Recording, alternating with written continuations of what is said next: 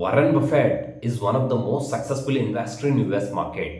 ಈ Warren Buffett ಅವರು ಯಾವಾಗಿದ್ರೂ ಒಂದು ಮಾತನ್ನು ಹೇಳ್ತಾರೆ, stock market is a device where money is transferring from impatient to patient ಅಂತ ಹೇಳಿ. ಸ್ನೇಹಿತರೆ, ಇದರ ಅರ್ಥ ಏನಂತಂದರೆ, ಸ್ಟಾಕ್ ಮಾರ್ಕೆಟ್ನಲ್ಲಿ ಯಾರಿಗೆ ತಾಳ್ಮೆ ಇರುತ್ತೆ ಅವರು ಹೆಚ್ಚು ಹಣವನ್ನು ಸಂಪಾದನೆ ಮಾಡ್ತಾರೆ, ಯಾರಿಗೆ ತಾಳ್ಮೆ ಇರಲ್ಲ ಅವರು ಹಣವನ್ನು ಕಳ್ಕೊತಾರೆ ಅಂತೇಳಿ ವಾರೆನ್ ಬಫೆಟ್ ಅವರು ಹೇಳ್ತಾರೆ. ಸ್ನೇಹಿತರೆ, ಸದ್ಯದ ಪರಿಸ್ಥಿತಿನಲ್ಲಿ ಅದು ನಿಜ ಅಂತ ಅನ್ಸುತ್ತೆ. ಯಾಕಂತಂದರೆ ಕಳೆದ 2 ವರ್ಷಗಳಿಂದ ಭಾರತ ಸ್ಟಾಕ್ ಮಾರ್ಕೆಟ್ನಲ್ಲಿ ಅಂಥ ರಿಟರ್ನ್ಸ್ ಇಲ್ಲ. ಕೆಲವೊಂದು ಕಡೆ ಮಾರ್ಕೆಟ್ ಕರೆಕ್ಷನ್ಸ್ ಆಗ್ತಿದೆ. ಆ ಕಾರಣದಿಂದಾಗಿ ಸುಮಾರು ಜನ ಇನ್ವೆಸ್ಟರ್ಸು ತಮ್ಮ ತಾಳ್ಮೆಯನ್ನು ಕಳ್ಕೊತಾ ಇದ್ದಾರೆ. ಸ್ಟಾಕ್ ಮಾರ್ಕೆಟ್ ಇನ್ವೆಸ್ಟರ್ಸ್ನ ಪೇಷನ್ಸನ್ನು ಟೆಸ್ಟ್ ಮಾಡ್ತಾ ಇದೆ. ಈ ಸಂದರ್ಭದಲ್ಲಿ ನಾವು ತಾಳ್ಮೆಯನ್ನು ಕಳ್ಕೊಂಡಿದ್ದೆ ಆದರೆ ನಾವು ಹಣವನ್ನು ಕಳ್ಕೊತೀವಿ, ಅವಕಾಶವನ್ನು ಮಿಸ್ ಮಾಡ್ಕೋತೀವಿ. ಅದರ ಬದಲಾಗಿ ನೀವು ಸ್ವಲ್ಪ ಪೇಷನ್ಸ್ ಅಂತ ವೇಟ್ ಮಾಡಿದ್ದೆ ಆದರೆ ಲಾಂಗ್ ಟರ್ಮಲ್ಲಿ ನೀವು ವೆಲ್ತ್ ಕ್ರಿಯೇಷನ್ ಮಾಡ್ತೀರಾ, ನಿಮ್ಮ ಪೋರ್ಟ್ಫೋಲಿಯೋ ದೊಡ್ಡ ಮಟ್ಟದಲ್ಲಿ ಗ್ರೋ ಆಗೋ ಚಾನ್ಸಸ್ ಇರುತ್ತೆ. ಸ್ನೇಹಿತರೆ, ಕಳೆದ 2 ವರ್ಷಗಳಿಂದ ಭಾರತ ಸ್ಟಾಕ್ ಮಾರ್ಕೆಟ್ ಒಂದು ರೇಂಜ್ ಬಾಂಡಲ್ಲಿ ಟ್ರೇಡ್ ಆಗ್ತಿದೆ, ಯಾವುದೇ ರಿಟರ್ನ್ಸ್ ಇಲ್ಲ. ಆ್ಯಸ್ ಅ ಇನ್ವೆಸ್ಟರ್ಸ್ ಈ ಥರದ ಪರಿಸ್ಥಿತಿಗಳಲ್ಲಿ ನಾವು ಏನು ಮಾಡಬೇಕು ಅನ್ನೋದನ್ನು 1 by 1 ಆಗಿ ಈ ವಿಡಿಯೋದಲ್ಲಿ ಎಕ್ಸ್ಪ್ಲೇನ್ ಮಾಡ್ತಾ ಹೋಗ್ತೀನಿ. ಸ್ನೇಹಿತರೆ, ವಿಡಿಯೋ ಸಖತ್ ಇಂಟ್ರೆಸ್ಟಿಂಗ್ ಆಗಿರುತ್ತೆ. ಕೊನೆವರೆಗೂ ಈ ವಿಡಿಯೋನ ತಪ್ಪದೆ ನೋಡಿ. Let's get started. ಮೊದಲೇ ಪಾಯಿಂಟ್ ಬಂದ್ಬಿಟ್ಟು, think investment as a business.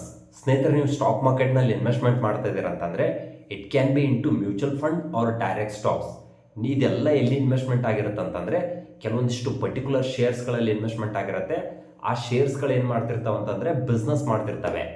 So ನಿಮ್ಮ ಬಿಸ್ನೆಸ್ ಬೆಳಿಬೇಕು ಅಂತಂದರೆ ಒಂದಿಷ್ಟು ಟೈಮನ್ನು ತಗೊಳುತ್ತೆ. ಓವರ್ನೈಟಲ್ಲಿ ಯಾವುದೂ ಕೂಡ ಗ್ರೋ ಆಗೋದಿಲ್ಲ.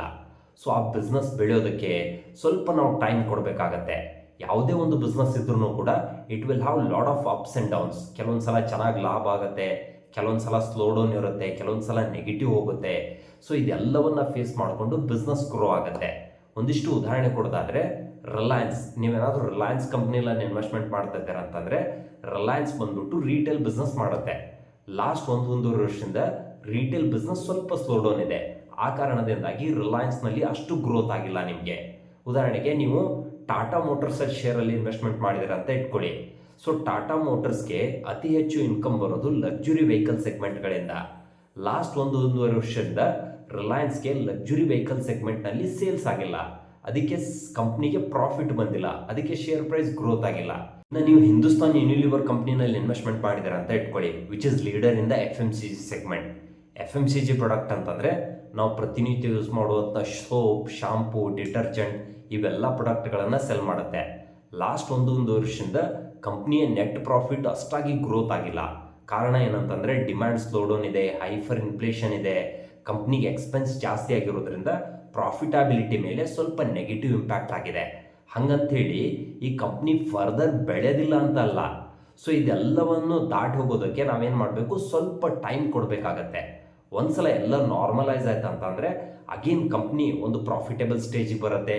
ಆವಾಗ ಶೇರ್ ಪ್ರೈಸ್ ಆಟೋಮೆಟಿಕ್ ಆಗಿ ಗ್ರೋತ್ ಆಗುತ್ತೆ. ಸ್ನೇಹಿತರೆ, ಈ ರೀತಿಯಾಗಿ ಭಾರತದಲ್ಲಿರುವಂಥ ಅನೇಕ ಟಾಪ್ ಕಂಪ್ನಿಗಳು ಸ್ವಲ್ಪ ಟಫ್ ಟೈಮನ್ನು ಫೇಸ್ ಮಾಡ್ತಾ ಇದ್ದಾವೆ. ಒಂದ್ಸಲ ಎಲ್ಲ ನಾರ್ಮಲೈಸ್ ಆಯಿತು ಅಂತಂದರೆ ಅಗೇನ್ ಸ್ಟಾಕ್ ಮಾರ್ಕೆಟ್ ಮೇಲ್ಗಡೆ ಹೋಗುತ್ತೆ. Point number 2, corrections are normal in the market. Volatility is the nature of every equity market.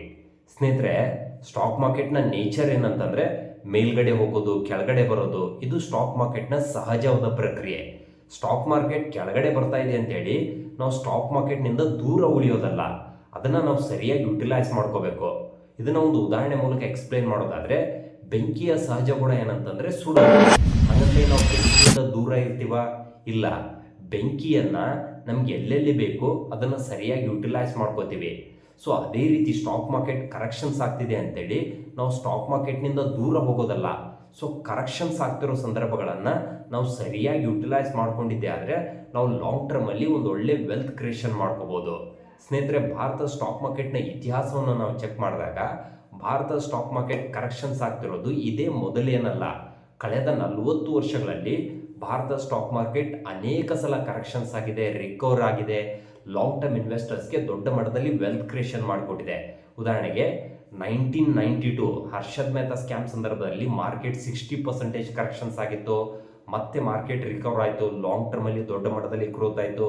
2000 ಇಸ್ವಿನಲ್ಲಿ because of .com bubble 40% corrections ಆಯಿತು. ಮಾರ್ಕೆಟ್ ರಿಕವರ್ ಆಗಿ ಲಾಂಗ್ ಟರ್ಮ್ ಇನ್ವೆಸ್ಟರ್ಸ್ಗೆ ವೆಲ್ತ್ ಕ್ರಿಯೇಟ್ ಮಾಡಿಕೊಡ್ತು. 2008ರಲ್ಲಿ because of economic recession 60% corrections ಆಯಿತು, ಮತ್ತೆ growth ಆಯಿತು.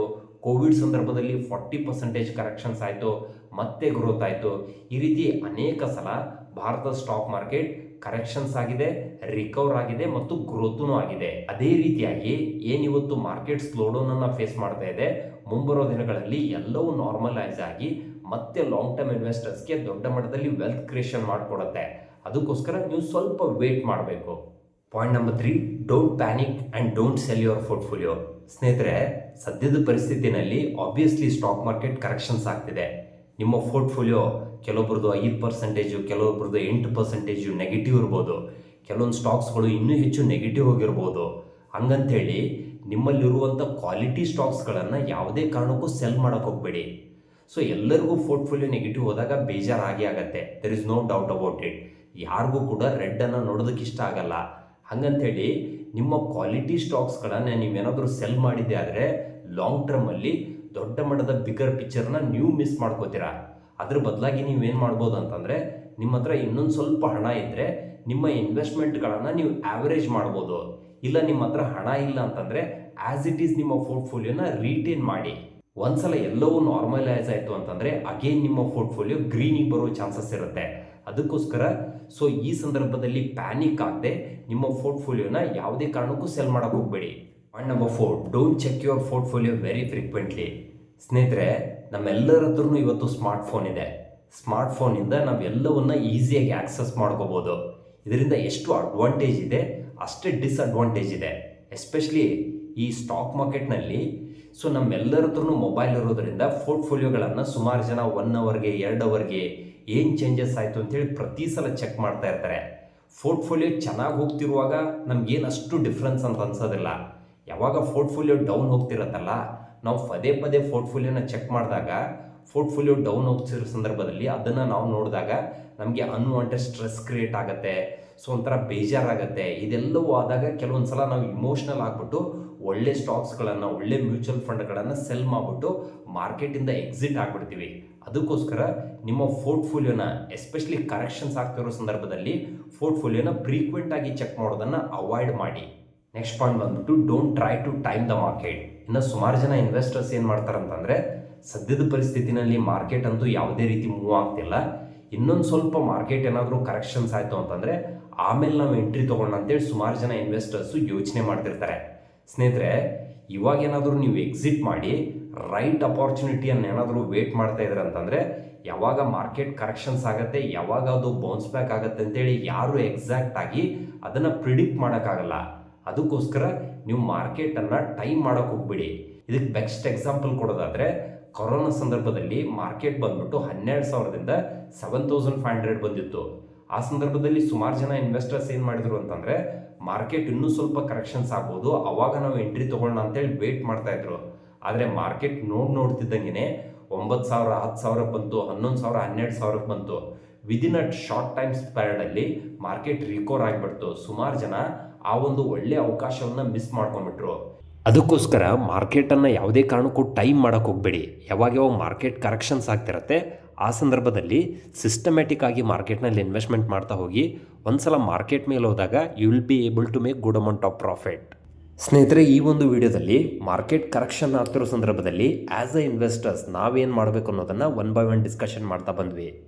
ಸ್ನೇಹಿತರೆ, ಪಾಯಿಂಟ್ಗಳನ್ನು ಸಮರೈಸ್ ಮಾಡೋದಾದರೆ, think investment as a business.